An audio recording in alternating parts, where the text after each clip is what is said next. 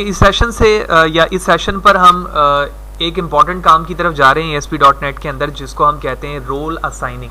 ठीक है, role assigning से मुराद ये है कि हम अपने प्रोजेक्ट के अंदर एक छोटी सी सिनेरियो क्रिएट करेंगे और सिनेरियो से ये क्रिएट करने की कोशिश करेंगे कि एक्चुअली हम किस यूज़र को क्या राइट्स देना चाहते हैं अपने प्रोजेक्ट में। ठीक है, रोल असाइनिंग से मुराद ये तो मुमकिन है कि एक से ज़्यादा सेशन पर हमारी ये वीडियो हो।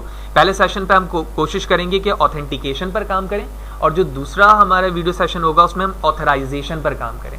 एक्चुअली जब हम रोल असाइनिंग की बात कर रहे हैं तो उसको हम क्या कहते हैं, ऑथराइजेशन, और जब हम साइन अप या लॉगिन पेज बनाते हैं तो हम उसे कहते हैं ऑथेंटिकेशन। ठीक है, तो तीन मेजर चीजें हम करने जा रहे हैं यहाँ पर। जैसे यहाँ पर मैंने शो किया, सबसे पहले आप रजिस्ट्रेशन पेज बनाएंगे और उसके बाद हम यहाँ पर फिल्टर्स का इस्तेमाल करेंगे। हम प्रीवियस सेशन पर तफसीलन बात कर चुके हैं कि कितने तरह के फिल्टर्स होते हैं और फिल्टर्स हम क्यों इस्तेमाल करते हैं, और उसके बाद हम रोल असाइन करेंगे डिफरेंट यूजर को कि एक्चुअली क्या रोल्स किसके हैं।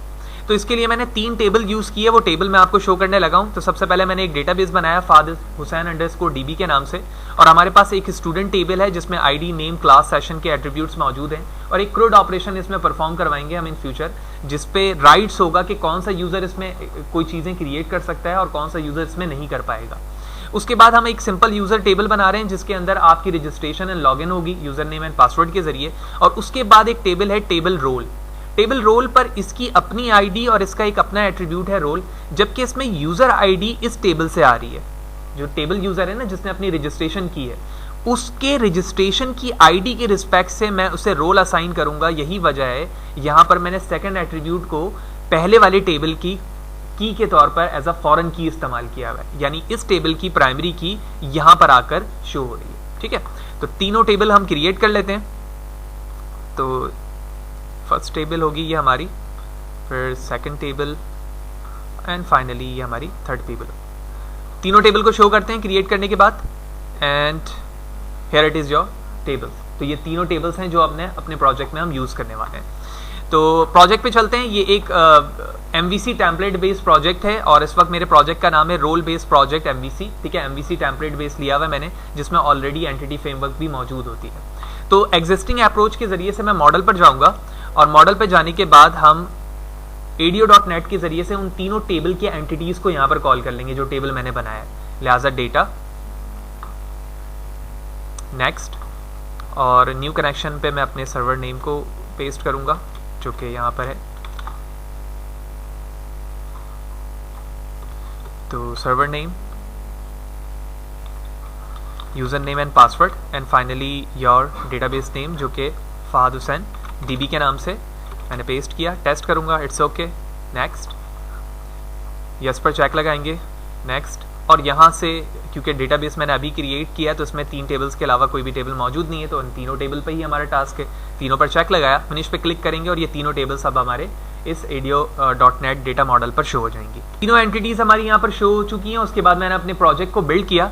उसके बाद हम क्या करेंगे, अब यहाँ पर हमें ये काम स्टार्ट करना है विद रिस्पेक्ट टू लॉजिक कि एक्चुअली कौन सी टेबल पर क्या काम होने वाला है। तो हमने स्टार्टिंग पे जिक्र किया था कि हमारे पास जो टेबल है टेबल यूजर, ठीक है, ये वो टेबल है जिसको हम ऑथेंटिकेशन के लिए इस्तेमाल करेंगे, यानी यहाँ से यूजर के रिकॉर्ड्स इंसर्ट होंगे और लॉगिन के जरिए से हम फाइनली डैशबोर्ड पर जा रहे होंगे। उसके बाद ये क्रूड ऑपरेशन के लिए, जबकि ये रोल के लिए, तो सबसे पहले टेबल यूजर पर हमें काम करना है। तो इस टेबल यूजर के लिए हमें एक सेपरेट मॉडल क्लास चाहिए होगी जिसके जरिए से मैं क्या करवा सकूं, ऑथेंटिकेट करवा सकूं कि जो यूजर नेम पासवर्ड इंसर्ट कर रहा है वो रिकॉर्ड टेबल से मैच कर रहा है या नहीं। तो इसके लिए मैं मॉडल पर आता हूं और एक क्लास ऐड करवाता हूं। आप कोई भी मीनिंगफुल नाम दे सकते हैं इसे। तो मैंने इसका नाम रखा membership.cs, और इसके अंदर वही 3 एट्रीब्यूट बनाऊंगा जो टेबल यूजर में मौजूद है, which mean ID, user name and password. तो हम यहां पर आते हैं और मैंने प्रॉपर्टी लिखा विच मीन प्रॉप। तो पहले एट्रीब्यूट हमारे पास आईडी है, second user name, it will be string, and string password. ठीक है, बिल्ड करेंगे प्रोजेक्ट को, क्योंकि ये टोटल हमारा ओवरऑल काम था मॉडल के अंदर, जिसमें हमने एंटिटी को कर लिया और मॉडल एक सिंपल सेपरेट क्लास बना ली membership.cs के नाम से। अब हम चलेंगे कंट्रोलर पर, और एक कंट्रोलर मैं ऐड करवाता हूं, और ये एम्प्टी कंट्रोलर होगा क्योंकि इसमें आप अपनी लॉजिक बताओगे ऑथेंटिकेशन के रिस्पेक्ट से, यानी लॉगिन और साइन अप पेज बनाओगे। तो मैंने इसका एक मीनिंगफुल नाम रखा रजिस्टर, ठीक है, आप कोई भी नाम चूज कर सकते हैं। और इस कंट्रोलर के अंदर हम अपनी लॉजिक डिफाइन करेंगे साइन अप के लिए।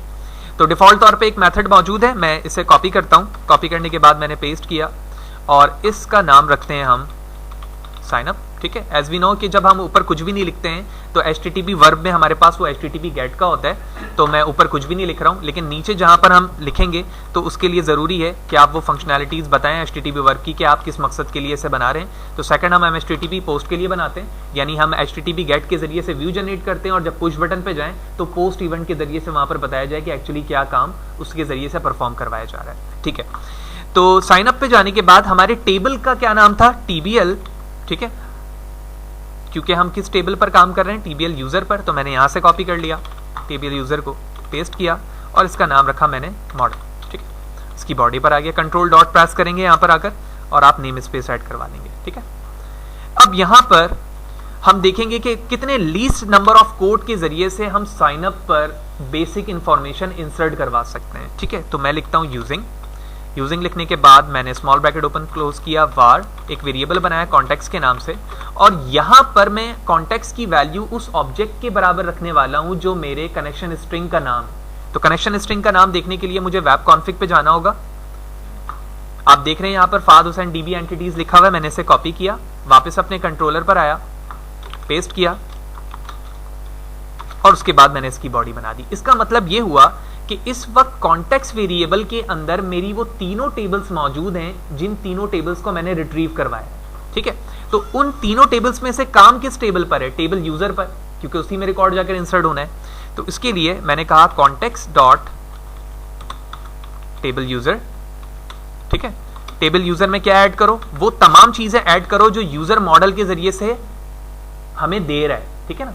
तो मॉडल के जरिए से जो यूजर ने दिया वो उसी टेबल पर जाकर क्या हो गया, ऐड हो गया। ऐड होने के बाद मुझे क्या करना है, सेव करवाना है उसे, यानी जो चेंजेस किए हैं उसने। तो मैंने कहा context dot save changes, body से बाहर आता हूं और उसके बाद जहां पर भी तुम्हें रीडायरेक्ट करवाना है तुम रीडायरेक्ट करा लो। तो हम क्या करते हैं, साइन अप के बाद लॉगिन पे रीडायरेक्ट करवाते हैं। तो मैंने कहा return to redirect to action और एक्शन का नाम होगा लॉगिन, टर्मिनेट, और अब इस रिटर्न की कोई जरूरत नहीं है, एंड दैट्स इट। तो ये ओवरऑल आपका काम है किसके लिए, साइन अप के लिए। कितनी लीस्ट नंबर ऑफ कोड के जरिए से हमारा साइन अप का काम हो गया। तो जब ये आप साइन अप कर चुके होगे तो आप कहां जंप कर जाओगे इस रीडायरेक्शन की वजह से, लॉगिन पर। तो इसका मकसद ये हुआ कि अब हम काम लॉगिन के लिए करेंगे। लिहाजा same action method sign up वाले को मैं कॉपी करता हूं, इसकी बॉडी से बाहर आता हूं, इस साइन अप की जगह मैं लिखूंगा लॉगिन, क्योंकि ऊपर कुछ भी नहीं लिखा है तो अंडरस्टूड है कि वो किसके लिए बना हुआ है, HTTP गेट के लिए। सेम नेम को कॉपी किया, HTTP पोस्ट के साथ पेस्ट किया, और अब यहां पर हम इस्तेमाल करेंगे अपने उसी मेंबरशिप मॉडल को, क्लास को जो मैंने बनाया था, ठीक है। तो पैरामीटर में लिखता हूं मैं मॉडल्स डॉट मेंबरशिप और इसको नाम देते हैं मॉडल, ठीक है। Membership is nothing but a class, वो क्लास जो हमने क्रिएट की है जिसमें 3 एट्रीब्यूट्स थे हमारे। तो एलियास मैंने मॉडल के नाम से बना लिया, और अब मुझे क्या करना है, अब चेक करना है कि क्या मेरे उस टेबल के अंदर वही यूजर नेम पासवर्ड मौजूद है जो यूजर इस वक्त मेरे लॉगिन के व्यू पर इंसर्ट करवा रहा है। तो इसके लिए सेम टेक्निक यूज करूंगा जो टेक्निक मैंने यहां पर की है। तो इन टेक्निक को मैंने यहां से कॉपी किया, यहां पर पेस्ट किया, लेकिन अब मुझे चेंजेस सेव तो नहीं करवानी है, लिहाजा ये दोनों लाइनें हटा देता हूं। अब मुझे एक वेरिएबल के अंदर यूजर नेम और पासवर्ड चाहिए, ठीक है। इसके लिए मैंने एक वेरिएबल बनाया बुल टाइप का। बुल टाइप क्यों बना रहा हूं, ताकि इसमें वैल्यू ट्रू एंड फॉल्स के फॉर्म पर सेव हो और मैं डिसीजन ले सकूं उसके जरिए से। तो मैंने इसका नाम रखा इज वैलिड, और उसके बाद मैंने कहा context dot table user dot any. तो इस टेबल में से कोई सा भी ऐसा रिकॉर्ड हो जिसमें से आप जाकर देखो कि एक्स के अंदर जो भी यूजर नेम है वो बराबर होना चाहिए मॉडल के यूजर नेम के, ठीक है ना। तो हमने लिखा मॉडल डॉट यूजर नेम, ठीक है। तो पहली चीज यहां पर रिजॉल्व हो गई कि जो यूजर दे रहा है और जो ऑलरेडी हमारी टेबल पे मौजूद है दोनों चीजें मैच करो। साथ ही साथ तुम्हें क्या चीज मैच करनी है, एक्स डॉट पासवर्ड भी। तो एक्स डॉट पासवर्ड अगर बराबर है मॉडल डॉट पासवर्ड के, ठीक है। तो ये चीज मैंने यहां पर टर्मिनेट की। तो इसका मतलब ये हुआ, मैं इसको नेक्स्ट लाइन पे कर देता हूं।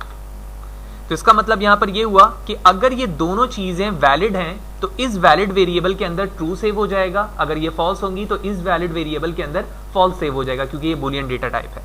अब मैंने इसी बॉडी के अंदर डिसीजन लिया कि अगर इज वैलिड ट्रू है तो तुम क्या करो, ठीक है। ट्रू में मैंने बताया कि फॉर्म ऑथेंटिकेशन को आप इस्तेमाल करो, कंट्रोल डॉट, और फॉर्म ऑथेंटिकेशन को इस्तेमाल करते हुए आप सेट कुकी बनाओ। और कुकी किसके नाम से होगा, मॉडल के जो यूजर का नाम है, जो यूजर ऐड करवा रहा है वही नाम होना चाहिए उसका, कुकी का।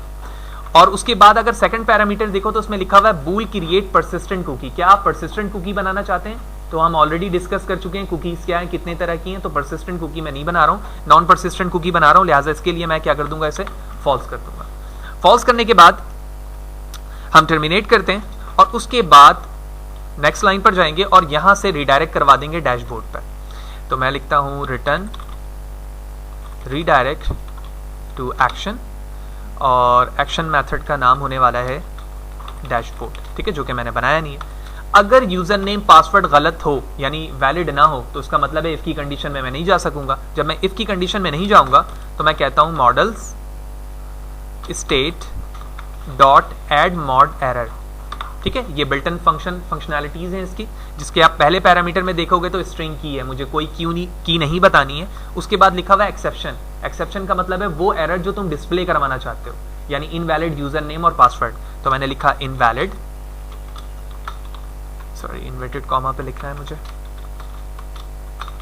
इनवैलिड यूजर नेम और पासवर्ड। टर्मिनेट करूंगा और उसके बाद इसके व्यू को रिटर्न करा दूंगा, ठीक है। तो जाहिर सी बात है, क्या तो ये कंडीशन चलेगी या फिर ये वाली कंडीशन चलेगी। तो इस व्यू की अब हमें जरूरत नहीं रहेगी, ठीक है। बगौर देखें आप, सारी चीजें जो भी चलेंगी वो इस यूजिंग के जरिए ही चलेंगी, या तो वैलिड यूजर नेम होगा या इनवैलिड यूजर नेम होगा। तो दोनों कंडीशन बता दी, तो नीचे व्यू की अब हमें जरूरत नहीं रही। तो ओवरऑल हमारा लॉगिन पे भी काम हो गया।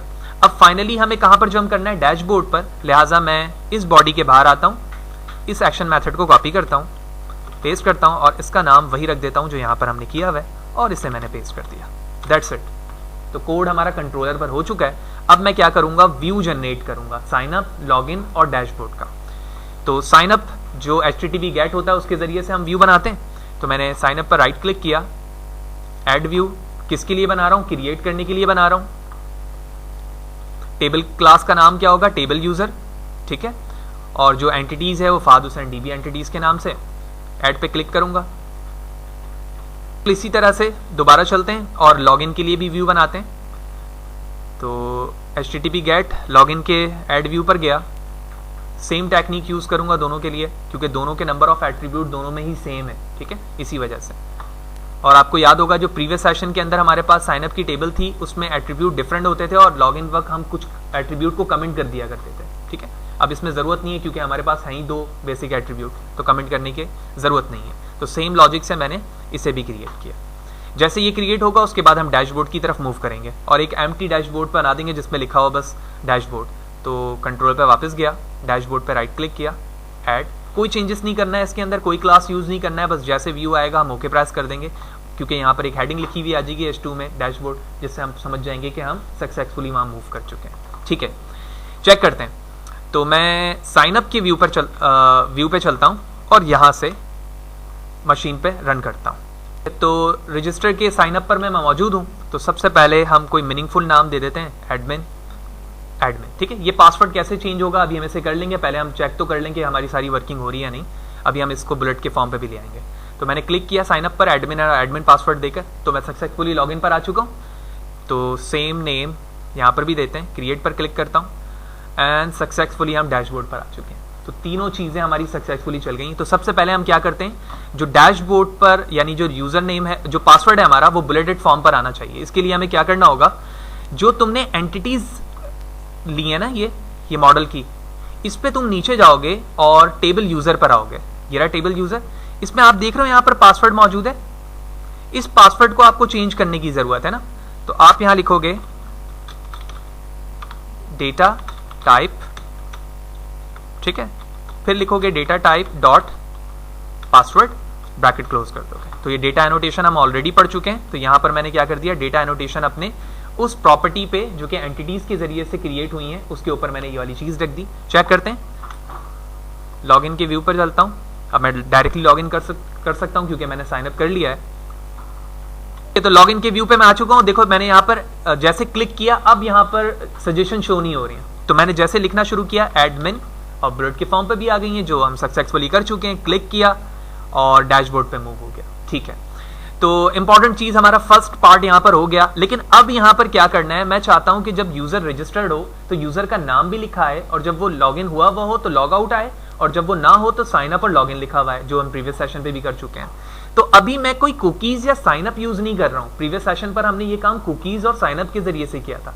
अब हम यूजर ऑथेंटिकेशन के जरिए से वो चीज डिस्प्ले करवाएंगे। कैसे? इसके लिए देखो, सबसे पहले तुम वेब कॉन्फिग पे जाओ। वेब कॉन्फिग पे जाने के बाद तुम देखोगे कि यहां लिखा होगा सिस्टम डॉट वेब, ठीक है। इस सिस्टम डॉट वेब की फर्स्ट लाइन पे लिखा हुआ है ऑथेंटिकेशन मोड नन। इस नन को आप करोगे फॉर्म, कंट्रोल स्पेस प्रेस करोगे, फॉर्म का ऑप्शन आ जाएगा। यहां से तुम फॉर्म लोगे और इस सेल्फ क्लोजिंग को खत्म करके सेपरेट क्लोज बनाओगे टैग का। तो आप देख रहे हो सेपरेट टैग बन गए इसके। अब तुम्हें क्या करने की जरूरत है, अब यहां पर आने के बाद तुम्हें एक टैग बनाना है फॉर्म्स के नाम से, और इस फॉर्म के अंदर बताना है लॉगिन यूआरएल। लॉगिन यूआरएल का मतलब यह है कि जब मैं दूसरे कंट्रोलर पर फिल्टर्स का इस्तेमाल करूंगा तो वो ये बताएगा कि पहले आपको इस जगह पर जाना है जो अपने आप को लॉगिन करने के लिए। कहां पर जाना है लॉगिन करने के लिए? रजिस्टर के लॉगिन पर। क्लियर है ये बात? तो जब भी तुम किसी दूसरे कंट्रोलर को एक्सेस करने की कोशिश करोगे विदाउट ऑथेंटिकेशन, तो वो तुम्हें रीडायरेक्ट कहां कर देगा? रजिस्टर के लॉगिन पर, ठीक है। उसके बाद यहां पर तुम नीचे देख रहे हो मॉड्यूल्स का एक टैग बना हुआ है जिसमें लिखा हुआ है रिमूव नेम फ्रॉम ऑथेंटिकेशन, ठीक है। ऐसा तो नहीं है हम ऑथेंटिकेशन को इस्तेमाल कर रहे हैं ना, तो इस चीज को हम क्या कर देंगे? कमेंट कर देंगे। तो मैंने इसको सेलेक्ट किया, सेलेक्ट करने के बाद कमेंट कर दिया, दैट्स इट, ठीक है। अब ये करने के बाद हमें जाना होगा अपने लॉगिन पार्शल पर। लॉगिन पार्शल पे क्यों जा रहे हैं? इसकी वजह ये है कि लॉगिन पार्शल के अंदर यहाँ पर डिफॉल्ट तौर पर एक सेटिंग बनी हुई होती है जिसके जरिए से क्या काम हो रहा होता है, यूजर का नेम लिखा आता है। तो इस चीज को मैं कमेंट करता हूं क्योंकि ये डिफॉल्ट सेटिंग की है, और अब मैं अपने सेटिंग के मुताबिक यहां पर काम करने लगा हूं। क्या करना होगा मुझे? मैंने सबसे पहले कहा रिजल्ट सिंटैक्स इफ, और उसके बाद लिखा मैंने user dot identity is authenticated. इसका मतलब ये है कि अगर यूजर आइडेंटिफाई किया जा चुका है कि वो क्या है, रजिस्टर्ड है, लॉगिन हुआ हुआ है। लॉगिन हुआ हुआ है तो तुम क्या करो भाई, उसकी बॉडी बनाई मैंने, और उसके बाद मैंने एंकर के टैग में, ठीक है, आप कोई भी मीनिंगफुल टैग लेकर जिस तरह से स्टाइलिंग करनी हो इन फ्यूचर कर सकते हो। मैंने कहा है, और उसके बाद मैं अब उस यूजर का नाम लिखना चाह रहा हूं, तो मैंने लिखा यूजर आइडेंटिटी डॉट नेम। देखो सारी चीजें सजेशन पर आ रही हैं, अगर ना आ रही हो तो इसका मतलब है तुमने कोई ना कोई चीज मिस की हुई है। और उसके बाद मैं क्या शो करना चाहता हूं, लिस्ट आइटम पर मैंने कहा @HTML dot action link. Action link पर हमें क्या करना है, मैंने कहा एक बटन होगा हमारे पास लॉग आउट का। ये किस पे काम करेगा? एक्शन मेथड लॉग आउट पे काम करेगा, ऑल्दो हमने लॉग आउट पे अभी काम नहीं किया, अभी हम वो भी कर लेते हैं। और ये कहां पर मौजूद होगा? रजिस्टर पे। ब्रैकेट क्लोज कर दिया मैंने। तो नाम भी इसका लॉग आउट होने वाला है, तो मैंने यहां पर लिख दिया। तो जो काम मैंने लिस्ट आइटम पर लॉग आउट के लिए किया है, अब मैं नीचे आऊंगा एल्स की बॉडी में log in and sign up के लिए करूंगा। तो एल्स की बॉडी में मैंने उसे पेस्ट किया, जहां पर लॉग आउट लिखा हुआ है उस पर लिखता हूं लॉग इन, क्योंकि ये एक्शन मेथड हमारे पास ऑलरेडी बना हुआ है। इस लाइन को दोबारा कॉपी किया, पेस्ट किया, और अब मैं यहां लिखूंगा साइन अप, सॉरी, कॉपी करते हैं, पेस्ट, कंट्रोल एस, ठीक है। फाइनली अब करते हैं लॉग आउट पे काम, क्योंकि लॉग आउट मैंने लिखा तो है लेकिन हमारे पास एक्शन मेथड लॉग आउट का मौजूद नहीं है, लिहाजा मैं अपने रजिस्टर कंट्रोलर पे चलता हूं। जूम आउट करते हैं। जिस तरह से डैशबोर्ड का कंट्रोलर है, एक्शन मेथड है, यहाँ पर मैंने पेस्ट किया, इसका नाम करते हैं हम लॉग आउट। ऑलरेडी हम काम कर चुके हैं कि फॉर्म ऑथेंटिकेशन पर हमारे पास एक फंक्शन मौजूद है साइन आउट, ठीक है ना। तो मैंने लिखा forms authentication dot sign out, that's it. जैसे ही साइन आउट हो जाए तो तुम्हें कहां चले जाना चाहिए? लॉगिन पे चला जाना चाहिए। तो जो काम तुमने डैशबोर्ड के लिए यहां लिखा हुआ था ना, रीडायरेक्ट टू डैशबोर्ड, अब मैं क्या लिखूंगा? Redirect to login. तो डैशबोर्ड की जगह मैंने लिख दिया लॉगिन, कंट्रोल एस। अब चेक करते हैं कि तमाम फंक्शनैलिटीज़ हमारी वैसे ही काम कर रही है जिस लॉजिक के हिसाब से हम काम कर रहे थे या नहीं। तो लिहाजा मैं लॉगिन के व्यू पे चलता हूँ, प्रोग्राम रन करता हूँ और चेक करते हैं। टाइप ऑफ एरर यहाँ पर लिखा आ रहा है कि ये एक्सेस उससे नहीं मिल पा रहा है इस बात का, और हम यहाँ पर अगर बगौर देखें तो हमें यहाँ पर एक्शन लिंक लिखना था, मैंने यहाँ पर एक्शन लिख दिया है। तो मुझे चेंज करने की ज़रूरत है कि जहाँ पर एक्शन लिखा हुआ है वहाँ हम लिखेंगे एक्शन लिंक, ठीक है।